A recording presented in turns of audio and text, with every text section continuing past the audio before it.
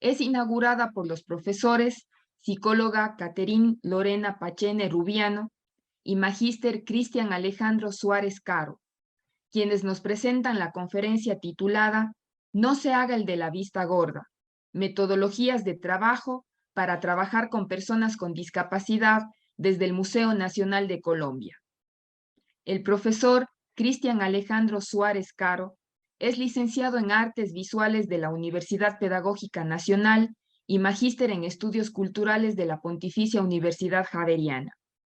A partir de sus intereses alrededor de la relación entre arte, educación, patrimonio y museos, ha participado en múltiples procesos de diseño, ejecución y seguimiento de actividades educativas para diversos públicos de museos y otros espacios de educación informal, en donde la creación conjunta y la participación informada, activa, creativa y diversa constituyen el centro de su trabajo.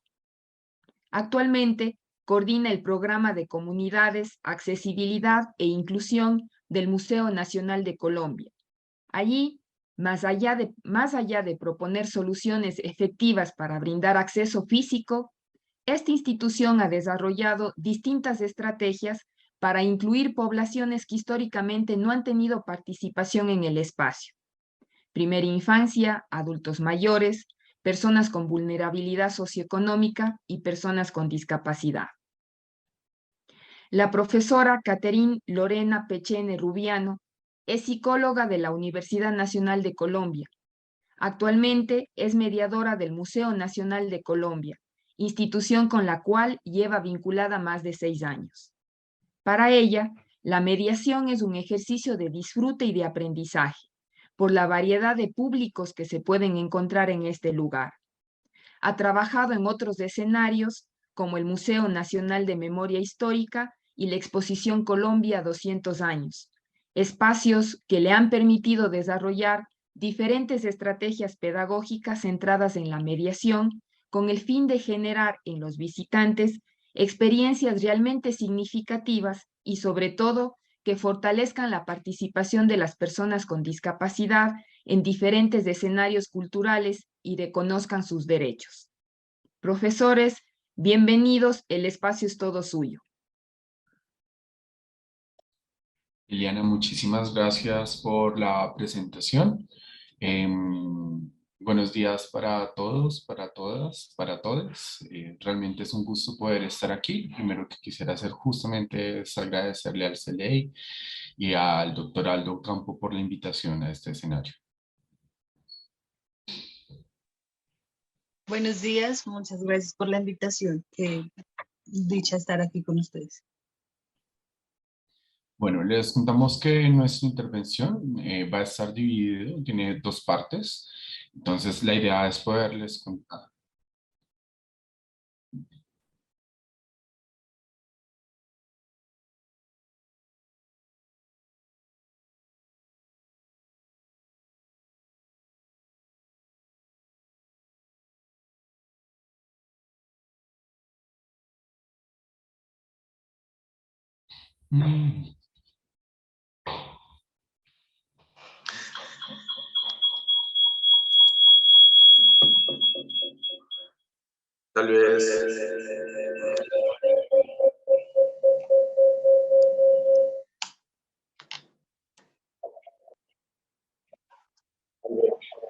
Tal vez de esta manera, mejor.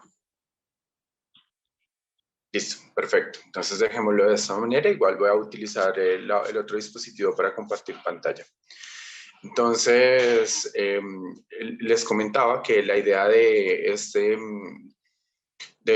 espacio, de esta charla, está dividida en 2. Entonces, por un lado, vamos a hacer un paneo general sobre lo que ha significado el programa de comunidades, accesibilidad e inclusión en el Museo Nacional de Colombia. Unas metodologías generales que se han ido construyendo con el paso del tiempo, las expondremos de una forma muy rápida. Y otra que tiene que ver con el trabajo que se ha venido desarrollando en el museo en torno al trabajo con personas con discapacidad visual y que fue posible construirlo, fortalecerlo durante la pandemia. Digamos que es una de las cosas importantes que como oportunidad nos permitió la pandemia. Entonces, para poder iniciar, el nombre que tiene actualmente el programa, que es este aquí, Programa de Comunidades, Programa de Comunidades, Accesibilidad e Inclusión, ha tenido distintas mutaciones, se ha ido transformando con el paso del tiempo. En algún momento era plan piloto de accesibilidad, después se convirtió en un programa gracias a las acciones sostenidas en el tiempo que se desarrollaron principalmente a partir de la accesibilidad física entre los años 2009 y aproximadamente el 2012. Pero digamos que conforme hemos ido entendiendo lo que significa y el potencial del trabajo no sé, lo podríamos denominar con otros que históricamente no han hecho parte del Museo Nacional de Colombia, hemos logrado enriquecer pues las acciones del programa y hemos podido darle otro tipo de complejidades, ¿no? Entonces, la idea de poder trabajar con colectivos, con comunidades y además de eso pensar la inclusión de una forma crítica, pues ha sido fundamental. El programa o estos otros que históricamente no han hecho parte del programa son la primera infancia. El museo, de hecho, solo hasta 1980 empieza a tener programas de educación para estudiantes de colegio. Y justamente, digamos que de forma reciente también sistematizando un poco la experiencia con infancias y además de eso muy inspirados por la ciudad de los niños de Tenuchi, nos damos cuenta que en efecto esta es trabajar con infancia nos permitió volver accesible para otros públicos y para otras comunidades el museo. Pero solo hasta el 2010, con una ley, con un marco legal en Colombia, que es la ley de 0 a siempre, fue posible abrirlo o empezarlo a pensar para los niños de primera infancia, de 0 a 5 años. En este momento, por la infraestructura física, justamente tratamos de no trabajar con niños tan pequeños, de 0 a 2 años y medio, sino de 2 años y medio a 5. Personas con discapacidad, ahí tenemos una importante experiencia con personas ciegas, sordas, sordociegas y con discapacidades intelectuales y psicosociales. Como les comentaba, entonces hoy nos vamos a centrar mucho en esa metodología de trabajo con personas ciegas. Las personas, los adultos mayores, también hacen parte de este programa, sobre todo aquellas personas que son vulnerables socioeconómicamente y que por diversas razones no habían podido ingresar al Museo Nacional de Colombia. También tienen un rol importante dentro de nuestro programa. Y población vulnerable, digamos que con el tiempo también nos hemos dado cuenta que definir esa categoría es algo complejo. Digamos que tendría múltiples aristas. Pero quizás nos hemos centrado mucho en trabajar con personas habitantes y exhabitantes de calle, con comunidad trans, con comunidad en términos generales del colectivo LGTBI, digamos que son como de los trabajos que de forma reciente hemos realizado y que nos permitirían puntualizar el trabajo y la definición también de población vulnerable. Bueno, esta es una fotografía que ya empieza a mostrar de alguna manera la metodología de trabajo que tratamos que sea, por ejemplo, intergeneracional. Entonces allí vemos la persona que tiene una prenda de vestir roja en esta fotografía, hace parte de nuestro equipo, es una mujer sordociega y allí está construyendo un ejercicio de diálogo con un adulto mayor ciego y con varios niños que hay alrededor. Entonces digamos que buena medida, esta imagen podría describir, hablar de una forma muy interesante de esas metodologías. Ahora, con el tiempo también pues hemos empezado a pensar y a darle digamos, como claro, desde el contextualismo radical, que es metodológicamente y teóricamente uno de los lugares desde donde lo hemos pensado, a partir de los estudios culturales. Hemos tratado de construir estas tres categorías que son unos pilares fundamentales para nosotros en este momento. Entonces, la accesibilidad, digamos que sin ir tan lejos y más bien recurriendo a un par de lugares comunes sobre cómo se entiende, tendría que ver con brindar acceso a la institución. Y esta accesibilidad la hemos venido trabajando a partir de tres lugares que, digamos, también son más o menos comunes cuando pensamos la accesibilidad en instituciones culturales y educativas, ¿no? Entonces, la accesibilidad física, desde los años 90, el museo ha tenido la posibilidad de construir rampas, de tener un ascensor. Acá el paréntesis es que el Museo Nacional, la sede actual, es una infraestructura, es una arquitectura del siglo XIX y patrimonial. Y haber podido hacer estas intervenciones en el espacio físico, pues lo consideramos un gran logro, ¿no? No es algo sencillo, fácil de negociar con las otras instituciones que, por supuesto, velan por el patrimonio cultural de los y las colombianas. Está la accesibilidad comunicativa. En el caso de la accesibilidad comunicativa hemos tratado de enriquecer los lenguajes y los canales por medio de los cuales nos comunicamos con nuestros públicos. Una muestra de esto tiene que ver con lo que ha venido sucediendo en el museo desde el año 2014, que inicia un proyecto de renovación, y en todas las salas del proyecto ha sido posible instalar una serie de módulos que tienen audiodescripción, tienen lengua de señas, tienen subtítulos, también tienen código braille para las personas que lo usan, y hay mapas táctiles que permiten una experiencia autónoma de las personas con discapacidad. También dentro de esa accesibilidad comunicativa hemos pensado las acciones museográficas, ¿no? Y desde ese punto de vista,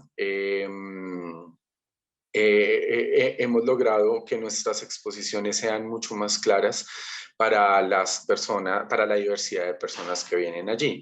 Y tal vez el lugar más cómodo y también que más hemos podido construir es el de la accesibilidad pedagógica, que yo creo que sí es una categoría o una forma de trabajo propia del Museo Nacional de Colombia, donde nos hemos esforzado por construir espacios que sean, que las personas, que todas las personas en sus diversidades puedan participar del museo sin importar sus capitales culturales, históricos, intelectuales y demás. Entonces son espacios de diálogo horizontal. La idea de la inclusión quizás también tendría que ver con algunas reflexiones sobre filosofía política. Y digamos que para resumirlo, espero de todas maneras que no sea una idea tan densa o que no sea tan difícil de entender en este momento. Tendría que ver con que el museo se convierta en una plataforma que se cede a múltiples actores para que ellos, desde sus voces y desde sus diversidades, puedan enunciarse. Esa es la manera en la que entendemos la inclusión, no únicamente como la posibilidad de que todos puedan ir al museo, tal vez esa estaría más relacionada en este caso con la accesibilidad, como la de tener un espacio que sea abierto y que permita que se vaya transformando a partir de esa multiplicidad de voces que encontramos.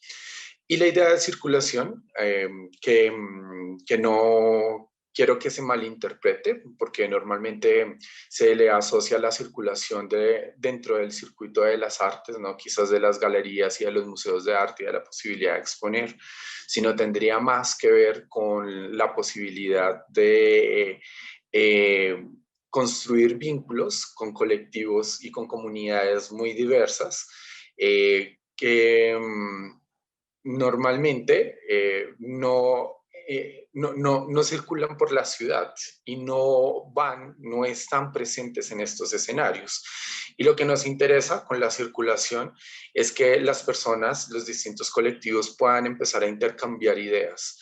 Y al conocer espacios como el museo que anteriormente no conocían, también puedan empezar a ampliar sus mapas sociales y su perspectiva, por supuesto, del mundo. Entonces, es un intercambio nutrido, activo y poderoso, el que pensamos desde la circulación. Y a estos dos postulados también se han convertido como en una bandera, en un principio fundamental. Entonces, por un lado está la Ley 361 de 1996, que tendría que ver con otro marco legal en Colombia que es fundamental, importante, la Constitución de 1991, que reconoció a varios actores sociales que hacían parte de la sociedad, pero que no habían sido vistos como sujetos de derecho como tal. Y en este caso, como las personas con discapacidad empiezan a ser parte, ser reconocidos como parte de ese tejido social, pero particularmente como sujeto de derecho. Y nos empieza a obligar a las instituciones como el Museo Nacional de Colombia, nos obliga a estar abiertos y disponibles para el trabajo con personas con discapacidad. Este es otro principio que más bien tendría que ver con la Convención de Derechos de Personas con Discapacidad, pero lo vamos a abordar un poco más adelante para que tenga un poco más sentido dentro de nuestra metodología de trabajo con personas con discapacidad. Y estos son como unos postulados muy generales de la forma en la que nos acercamos metodológicamente, la multisensorialidad, pero también creemos que la vamos a poder desarrollar un poco más adelante. El codiseño, la posibilidad de trabajar con colectivos, con comunidades. Esta persona que se ve en la imagen es Daniela Alfonso, que es una mediadora sorda, y en el ejercicio está trabajando con los y las voluntarias del programa del Departamento de Acción Educativa para construir mediaciones que desde el lugar, desde el punto de vista sordo, permite intercambiar ideas con personas oyentes, ¿no? Que es un gran reto. El diseño universal, que yo creo que ha tenido un impacto importante, sobre todo cuando pensamos en la accesibilidad física y en la accesibilidad comunicativa, pero cuando lo hemos pensado a la luz, por ejemplo, de colonizar nuestro proyecto educativo y nuestro proyecto en torno a la accesibilidad y la inclusión, pues resulta altamente pretencioso, ¿no? Porque uno, ¿qué significaría diseñar en términos de lo universal, ¿no? Sobre todo cuando lo universal está altamente asociado a ideas, a conceptos, a formas de entender el mundo que son eurocentradas y que pertenecen casi todas al hemisferio norte, ¿no? Entonces, quizás cuando pensamos en las medidas de algunas rampas, en algunos parámetros para diseñar los espacios de esa manera, resulta altamente como interesante y aplicable en nuestro contexto. Pero cuando empezamos a mirar los ejercicios de mediación, de trabajo colectivo, seguramente podríamos pensar en otro tipo de categorías, como pues no sé, el diseño contextual. Nosotros en este caso lo hemos venido definiendo como el diseño a partir de espacios comunes, que también puede ser ampliado en un momento, pero yo creo que tendría que ver con mirar esos ajustes, esas posibilidades y esos parámetros que nos exige la accesibilidad a partir de, por ejemplo, el diseño universal y de cómo lo venimos aplicando de una forma muy específica dentro del contexto del Museo Nacional de Colombia. Y bueno, creo que esto no es menos importante, pero el programa de comunidades en estos años que ha venido trabajando, quizás desde el 2009, quizás con otras acciones que se hicieron en los años 90 para garantizar el acceso y el disfrute del patrimonio cultural para las personas ciegas dentro del Museo Nacional de Colombia, hemos logrado configurar no solo las acciones y esos postulados que les acabé de comentar, sino también un equipo de trabajo que yo creo que es diverso, que ha ido transformando al departamento educativo, que es donde se encuentra el programa de comunidades, accesibilidad e inclusión, pero también el Museo Nacional de Colombia y ha permitido que tenga una potencia bastante particular. Entonces, este equipo está compuesto por Lorena Perchene, por Néstor Martínez y Jefferson Ramírez, que son personas ciegas. Acá tenemos, pues, tengo el gusto de compartir este escenario con Lorena Perchene. Lucenit Narváez, que es una persona sordociega, Jairo Soriano, que es diagnosticado con Asperger, Daniel Alfonso, Magda Vargas, que son personas, mujeres sordas, Claudia Rodríguez, que es intérprete de lengua de señas y que tuvimos la suerte, además de eso, de que coincidiera con que ella fue profesora, asesora de trabajo de grado, tanto de Magda y de Daniela, y digamos que ese intercambio ha permitido también construir otro tipo de complejidades. Winder Jojoa, que es una persona exhabitante de calle. Esto podría ser un tema muy interesante para otras charlas, porque en el marco de una metodología alrededor de la reducción de daño y del consumo problemático de cierto tipo de sustancias, pues Winder llega al museo. Pero en este momento, aunque hace parte de nuestro equipo y de nuestro colectivo, pues digamos que, y también hace parte de esas metodologías de reducción de daño, pues hemos tenido un receso de trabajo con él, justamente. Eso es altamente discutible y podría ser muy interesante hacerlo. Y pues también estoy yo, que he servido como una bisagra para poder conectar un poco el adentro y el afuera del Museo Nacional de Colombia y como articulador de lo que les acabo de comentar y de este equipo de trabajo. Entonces, hasta aquí iría la primera parte de esta presentación y la segunda está a cargo de Lorena. Entonces, Lorena, voy a compartir pantalla y ya te aviso en el momento en el que estemos listos para empezar con ello. Perfecto, muchas gracias, Alejo.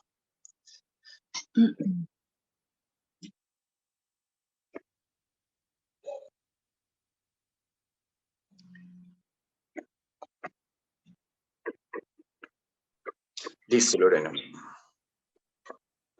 Listo, entonces, un poco recogiendo lo que Alejandro les venía diciendo, nosotros, digamos que hemos intentado diseñar metodologías que nos permitan trabajar con los públicos, con todos los públicos, y pues particularmente vamos a hablar de un top que hemos diseñado para poder generar experiencias distintas para hacer que las mediaciones sean un poco más, más accesibles, o como nosotros lo hemos denominado, más chimbitas. Para explicar esta palabra, pues es un poco, digamos que sinónimos pueden ser como buenas, ay, no sé, Alejo dice chingonas en mexicano, como, sí, como que significa esto, que sean experiencias que la gente las pueda disfrutar.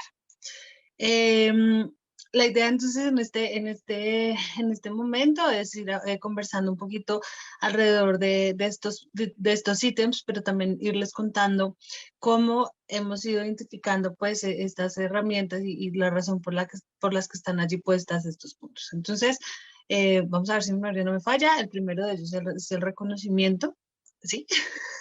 Así es, Lorena. Bueno. Alejo les contaba que hay digamos que hay una gran variedad en el equipo de trabajo y no solo en el equipo de trabajo, sino también las personas que van a visitarnos al museo. Entonces consideramos que una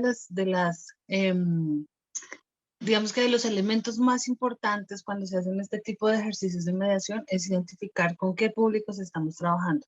Nosotros llevamos allí en el museo varios años y desde allí yo particularmente he tenido la experiencia de trabajar con adultos mayores, con niños, adolescentes, niñas, con jóvenes estudiantes, con colegios, ¿cierto? Con público en general. Y esto hace que nos pensemos en que las mediaciones tienen que funcionar para todo el mundo. Y pues finalmente se llega ya cuando se identifica con qué población se está trabajando. Cuando uno reconoce con qué población está trabajando, es mucho más fácil adaptar las estrategias pues, con las que que se tienen planeadas para el momento, pero sobre todo puede generar una experiencia distinta en estas personas que lleguen a visitarnos al museo. Uno de los trabajos que hicimos, y hablándolo pues como en clave de este reconocimiento, es el proyecto No se haga el de la vista gorda. No se haga el de la vista gorda fue un proyecto que surge en el 2019 por el programa de voluntariado que tiene el museo, que es un programa donde se forman quienes en futuro son mediadores del museo, digamos, nosotros quienes hacemos parte del equipo de trabajo, hicimos parte de este proceso de voluntariado, desde ahí arranca pues nuestra historia en el museo, y surge esta idea de crear como unos, ¿cómo se llama esto? Unos videos cortos, formato YouTube, donde se pudieran brindar algunos insumos a las personas que vieron los videos sobre cómo se trabaja con población con discapacidad visual. Si bien fue pensada, por ejemplo, para el trabajo en museos, pues también hay varios de estos capítulos que hablan justamente de la interacción con las personas ciegas y con baja visión, ¿cierto? Entonces, cómo les ayudo, qué les describo, qué les digo, ¿verdad?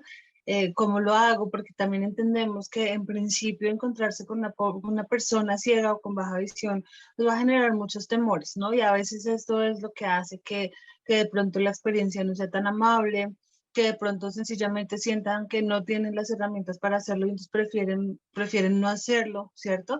Esta serie de videos en YouTube y pues aparece así, no se haga el de la vista gorda. El último capítulo que hicimos, que además fue un capítulo que grabamos cuando estábamos en pandemia todavía, fue un trabajo que hicimos con infancia, un poco brindando las herramientas, los insumos para trabajar con niños y niñas ciegos y con baja visión. Pueden encontrar los capítulos, como les decía, en YouTube, aparece así, no se haga el de la vista gorda, es una serie de 6 capítulos, donde ustedes van a poder encontrar algunas de esas herramientas que tal vez les puedan resolver inquietudes, pues que generalmente sí tienen. Lore, tengo ese capítulo para que lo podamos ver todos, entonces si quieres, le damos. Perfecto. De una. Les pido que por favor me cuenten si el video está con sonido, si ustedes escuchan el sonido, por favor.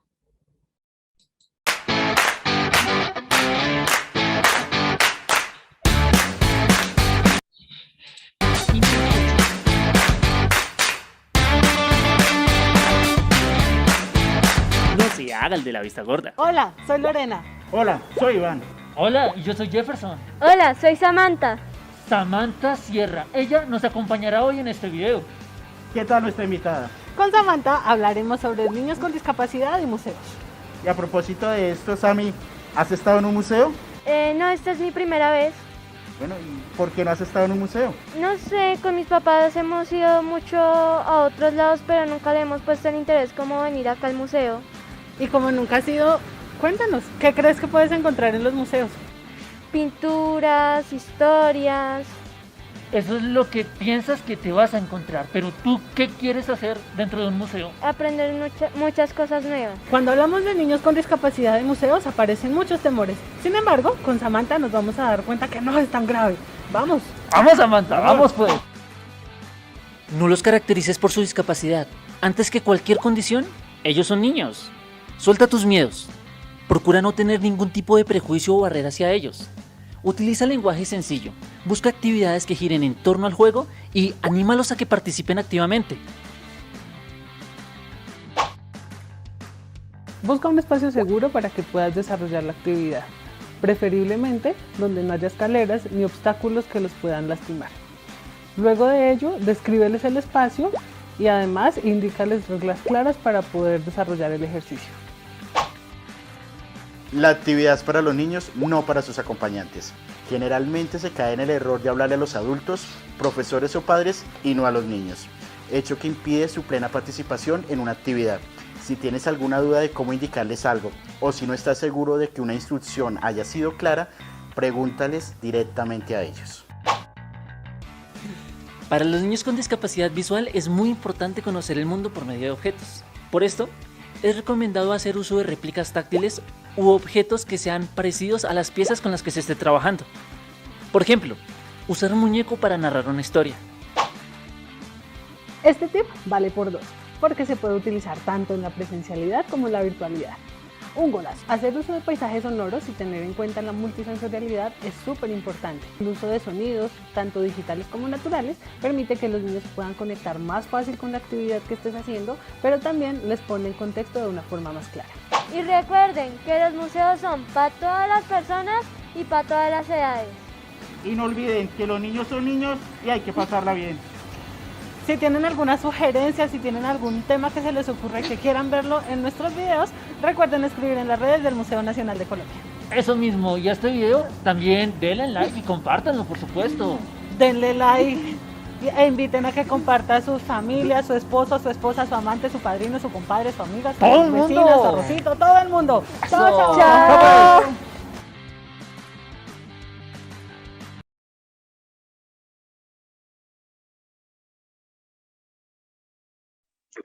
Bueno, este es un ejemplo de no se hagan de la vista gorda. Si se dan cuenta, son videos realmente muy cortos que ustedes pueden sentarse a ver, a identificar pues como estas herramientas que allí les brindamos y sobre todo pues ir como adecuándolas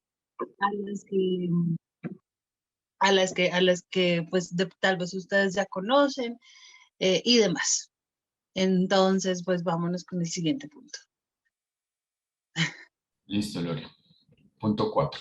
Exploración multisensorial.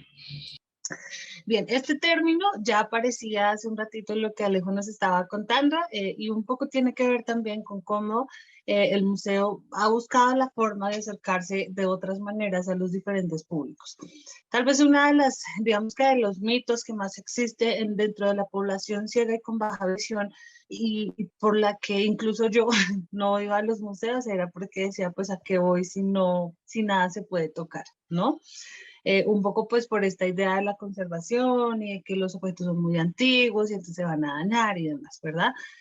El museo ha hecho un ejercicio también de hacer unas adaptaciones importantes para poder generar una experiencia diferente. Ya Alejo les hablaba de la transformación física que ha venido teniendo el espacio o que viene teniendo el espacio, pero adicionalmente también les mencionaba un poco de estas estaciones táctiles o módulos táctiles que tiene el museo. Entonces contamos con una serie de réplicas que permiten que nos acerquemos de una manera distinta a las piezas. Tenemos texto en sistema de lectoescritura braille, pero también hay que ver que no todas las personas ciegas y con baja visión leen braille. Entonces, por darles un ejemplo, nosotros estamos 3 personas ciegas en el equipo, pero creo que la más fanática de los 3 de braille soy yo. Yo leo braille un montón, mis compañeros no tanto. Y para esos casos, entonces tenemos la información en audio, ¿no? Tenemos mapas táctiles y videos en lengua de señas colombiana. Entonces, lo que sucede con esto es que de alguna manera, pues también pone como en las dinámicas del museo, ¿cierto? El entender que la discapacidad también hace parte de estos espacios, pero también es una forma distinta de acercar el museo a las personas. Hay algo bien interesante y es que, por ejemplo, estas réplicas en principio pues se piensan para que sean accesibles a la población ciega y con baja visión. Sin embargo, pues son estaciones que utiliza todo el mundo, ¿no? Entonces la gente pasa y los toca, ¿cierto? Es tal vez la forma más fácil de acercarse al museo porque pues finalmente todo el mundo le da curiosidad. Entonces, la exploración multisensorial parte de allí, de cómo hacemos uso de estos otros sentidos dentro de un espacio como el museo y no necesariamente entonces ir al museo significa ir a ver, ¿no? También se pueden explorar otro tipo de sentidos, se pueden explorar otro tipo de ejercicios como lo sonoro, como lo auditivo, ¿cierto? Digo, como lo táctil y demás, que ya vamos a ir conversando un poco más adelante. Lorena, la siguiente diapositiva son 2 fotografías, una donde estás haciendo un reconocimiento táctil de una pieza de oro y otro en una maqueta de la esquina redonda. Entonces, no sé si quieras contarnos un poco cómo es el proceso de desarrollo de réplicas táctiles, por ejemplo. Listo. Entonces, ¿cómo funciona esto de las réplicas táctiles? Hace poco se abrió una sala nueva en el museo y estábamos como pensando en la idea de elegir las piezas que nos fueran a apoyar, las piezas accesibles que fueran a apoyar el espacio. Entonces tuve la fortuna de poder y la responsabilidad además de ir a revisar dentro de la colección, ¿cierto? Dentro de la colección de arqueología, que es una de las que tiene el museo, qué piezas podrían estar en esta nueva sala. Entonces, ¿cómo funciona? Un poco vamos, revisamos las piezas, las identificamos y luego elegimos cuál podría ser. Yo, a mi criterio personal, creo que para mí es muy importante que de pronto las piezas que se dispongan en estos espacios sean piezas que una como persona ciega usualmente no toca, ¿no? Como que sea algo de lo que uno tal vez no tiene mucha referencia. ¿Y esto por qué? Porque creo que también es otra forma de poder leer el museo, de acercarse de una manera distinta a esto que, pues, que se quiere lograr dentro de un espacio como este, pero sobre todo por una posibilidad de tocar algo que usualmente no se toca, ¿no? Y vuelvo y digo, no solo pues como para nosotros, para las personas ciegas o con baja visión, sino que al final eso funciona para todo el mundo, a todas las personas, incluso a ustedes que nos están siguiendo en esta transmisión, probablemente cuando van a un museo les dan ganas de tocar lo que está detrás de las vitrinas. Esto le pasa a todo el mundo, ¿no? Tener estas estaciones táctiles eh, es un muy buen elemento. La otra fotografía es un trabajo que estamos haciendo colectivo con eh, la Casa de la Esquina Redonda. Este es un espacio también que hace parte del patrimonio local de Bogotá, de la ciudad de Bogotá, en Colombia. Y lo que estamos haciendo allí en este momento es desarrollando un proyecto que hemos denominado Patrimonio Ciegos de Bogotá, donde lo que hacemos es conversar alrededor de patrimonio con personas ciegas. Y uno de los ejercicios que hemos hecho es visitar estos espacios que albergan el patrimonio nacional, el patrimonio local, como es este caso, para hacer una exploración distinta y conversar pues como alrededor de esto del patrimonio. Creo que este es un ejercicio bien interesante, porque además en ambos casos estamos hablando de piezas originales, pero también sabemos que no todo el mundo puede tener esta experiencia, ¿no? Por temas de conservación y demás. Sin embargo, creo que es una forma muy estratégica y muy importante de acercar los museos y espacios como estos de otra manera, por medio de otros sentidos distintos a lo que se ve. Listo, Lore. El top 3. Hashtag Ciegonea Power. Bueno, el hashtag Ciegonea Power, voy a explicar un poco qué significa esto de ser ciegonea. Acá en Colombia, digamos, se les dice NEAs a las personas que de pronto son, ¿cómo decir? Así como a las personas que de pronto hacen parte, digamos que es una palabra que hace parte como de la jerga muy del común, pero del común en las, digamos, en los estratos más bajos, si se quiere, sociales, socioeconómicos más bajos. Digamos que para mí también describe como este ejercicio del parcero. El parcero es como el amigo, el cómplice, ¿cierto? El bacán con el que yo voy, recocho, me río, con el que comparto un montón de cosas también. Y este término ciegonea surge justamente a partir de ahí. Nosotros, una de las cosas que hemos intentado fortalecer y que además nos ha permitido trabajar de la forma en la que hemos venido trabajando es desde la complicidad y desde la complicidad desde los amigos, ¿no? Entonces Jeffer, Néstor, Alejo y yo nos hemos encargado de gozarnos cada una de las cosas que hacemos, de trabajar, por supuesto, pero siempre dentro de nuestros momentos de trabajo hay espacio para la risa, hay espacio para la recocha, pues como para la molestadera. Y esto hace que las relaciones entre nosotros sean muy sanas, ¿saben? Como que a partir de ahí también entonces nos hemos podido sentar a diseñar estrategias pedagógicas que han sido bien interesantes, siempre desde el respeto, por supuesto, pero claramente esto genera unas relaciones horizontales muy importantes. Entonces, el hashtag Ciegonea Power describe justamente esa relación de amistad que nos hemos encargado de fortalecer a lo largo de todos estos años, de seguir construyendo todo el tiempo, pero adicionalmente de todo lo que hacemos juntos, ¿no? Para nosotros el trabajar en equipo es muy importante y creemos que eso justamente es lo que le da el poder a este equipo de trabajo, ¿no? Reconocer que cada uno de nosotros tiene unos saberes distintos, unas experiencias distintas y saber que esos saberes, valga la redundancia, los podemos poner sobre la mesa y a partir de ahí empezar a tejer estrategias distintas, es lo que nos hace poderosos y por eso surge este hashtag Ciegonea Power, que además cuando surge ni siquiera fue como en un espacio laboral, si se quiere, sino más bien en un espacio de esparcimiento, como estábamos molestando por cualquier cosa y como que desde ahí surgió y así nos quedamos. Lore, la siguiente imagen es una fotografía, un cuadro del video de Noticias Caracol que habla sobre justamente el proceso. Entonces, no sé si quieres como contextualizarnos un poco sobre esa nota y qué relación podría tener con el ciego Nea Power. Claro que sí.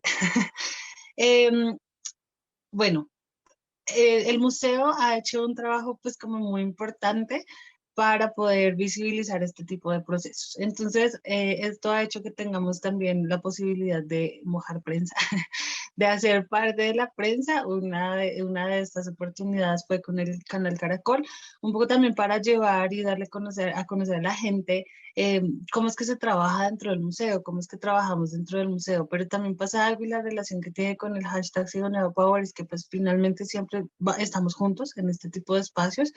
Siempre estamos ahí como trabajando en equipo, pero adicionalmente como que también estas relaciones horizontales nos permiten poder, sí, como que tú haces esto, tú haces esto, tú haces esto otro, y sobre todo como que ese reconocimiento también nos sentimos como muy alegres que sea un reconocimiento colectivo, ¿no? Finalmente todo lo que hacemos dentro del equipo es justamente eso, del equipo. Entonces esta fue una oportunidad que se nos presentó hace un tiempito y pues creo que eso también lo que hace es llevar este mensaje a los lugares fuera de Bogotá.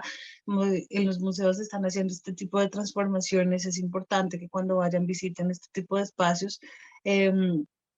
Pero también es como esta idea de romper un montón de prejuicios y de mitos que existen no solo alrededor de la discapacidad, sino de la discapacidad en los museos, que también es un poco la apuesta que hemos venido teniendo como equipo. Top 2, sentidos, memoria. Este es bien lindo, me parece muy interesante porque, claro, ya veníamos hablando de los sentidos y de las exploraciones a partir de lo que toco, de lo que escucho, ¿cierto? De lo que huelo, porque Alejo les hablaba un poquito del edificio, que el edificio es un espacio muy grande, de lo que siento dentro del espacio. Entonces, a mí, por ejemplo, me parece que el museo es muy frío justamente por el grosor de sus paredes, por la altura que tiene y demás. Aquí en este punto particularmente hablamos de cómo se van cruzando estos sentidos, esta idea de los sentidos y la memoria, ¿no? Claro, uno podría decir, bueno, hagamos muchas réplicas para poder ir al museo y tocar todo. Pero resulta que no tiene mucho sentido porque la experiencia no solamente tiene que quedarse en eso que puedo tocar. Y la pandemia nos enseñó un poco eso, ¿saben? La pandemia nos mostró que pues, ¿cómo hacemos entonces para llevar una experiencia significativa a una persona que está detrás de una pantalla, de un computador, de un celular, pero además que está lejos del museo, pero también una persona que tal vez no ha ido al museo? Y muchas veces lo que sucede es que las personas dicen no ir al museo por los mitos que cargan los museos, ¿no? Que esto es para gente que estudia, para gente de plata. Entonces, nos empezamos a pensar en, bueno, ¿cómo hacemos para poder traer una experiencia que sea significativa, que de pronto cuando pase la pandemia la gente quiera ir a visitar el museo, la gente quiera saber del museo? Entonces nos sentamos a conversar sobre esto y dijimos, bueno, tal vez la forma más sencilla es apelar a la memoria, ¿cierto? Y relacionarla con los sentidos. Entonces fíjense que hay algo bien interesante y es que el museo, de alguna manera, claro, el museo nos va a contar muchas historias porque pues finalmente es un espacio que alberga el patrimonio de nación.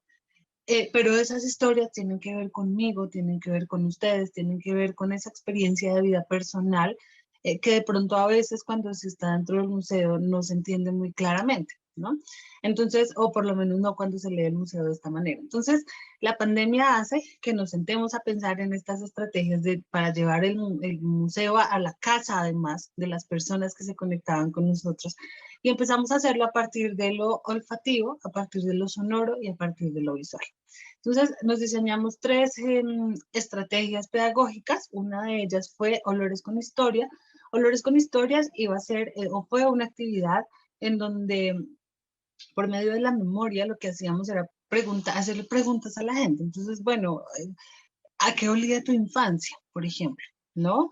¿A qué huele tu casa? cuál es el olor, de pronto el primer olor que sentiste al despertar en la mañana. Y a partir de ahí empezar a construir esta relación con el museo, empezar a identificar, por ejemplo, que hay piezas que si tú sabes, por ejemplo, un cuadro, ¿cierto? Te podrías pensar a qué huele este cuadro. Entonces, uno de ellos con los que trabajábamos era con la despensa de hierbabuena, que es un cuadro con una cocina. Entonces, la cocina que huele, pero tu cocina tal vez no huele a lo mismo que la que olía o a la que huele, por ejemplo, una cocina en el campo, ¿verdad? Y a partir de ahí empezamos a tejer esa relación entre tu historia, por medio de la memoria, y el museo.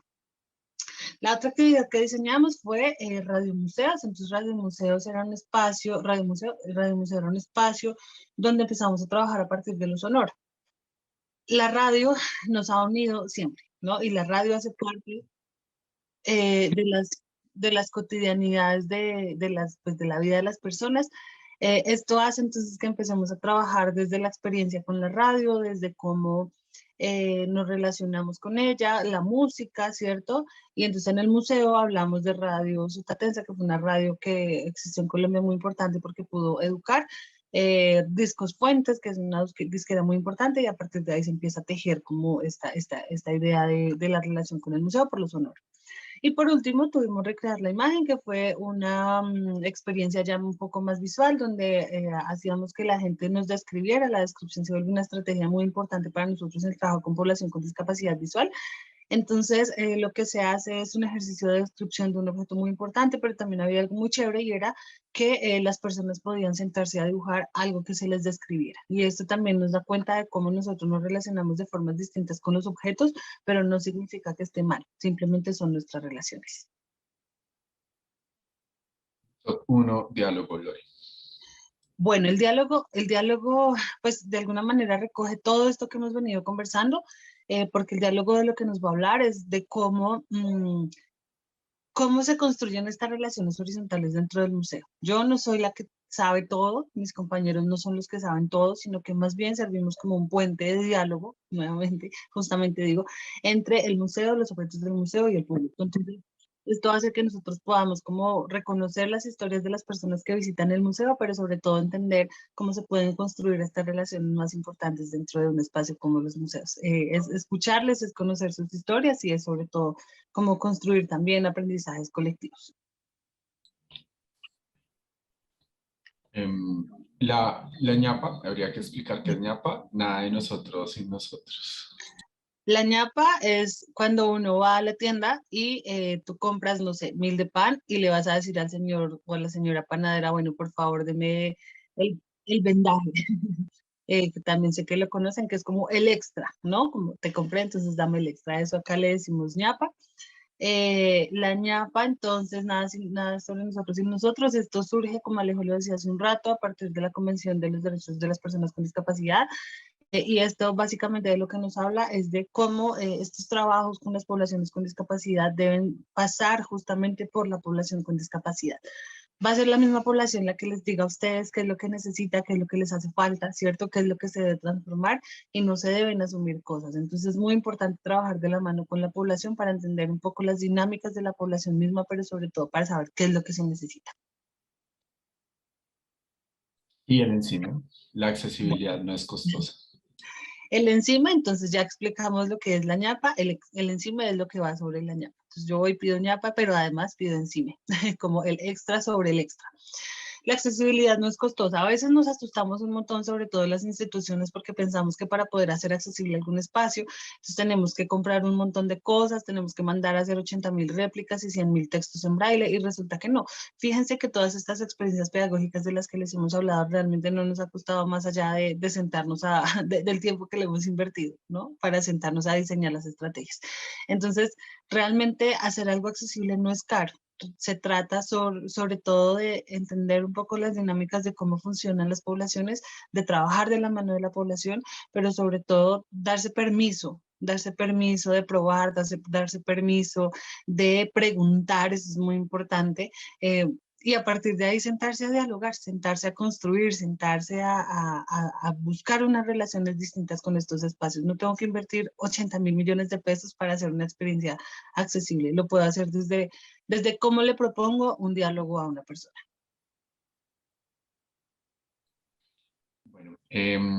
Solo para cerrar un poco, yo quería decir que pues, sí, esta ha sido una apuesta importante para poder tratar de transformar el museo, ¿no? Yuderquis Espinosa, esta mujer feminista argentina, en algún momento escribe un par de palabras que a mí me parecen muy poderosas. Cuando pues descubre qué es lo que sucede con el feminismo blanco occidental, ¿no? Y dice como me di cuenta después de algún tiempo que hacía parte del monstruo, ¿no? Y ahora yo cómo hago para poder trabajar, para tener puntos de vista críticos dentro de ese feminismo occidental y poder producir lugares de enunciación propios, ¿no? Que hagan parte del hemisferio. Y yo creo, me identifico mucho con sus palabras, traslapándolas un poco a la idea de museo, porque pues el monstruo también es una institución colonial, ¿no? Es un gran monstruo, imagínense el Museo Nacional de Colombia, que va a cumplir próximamente 200 años.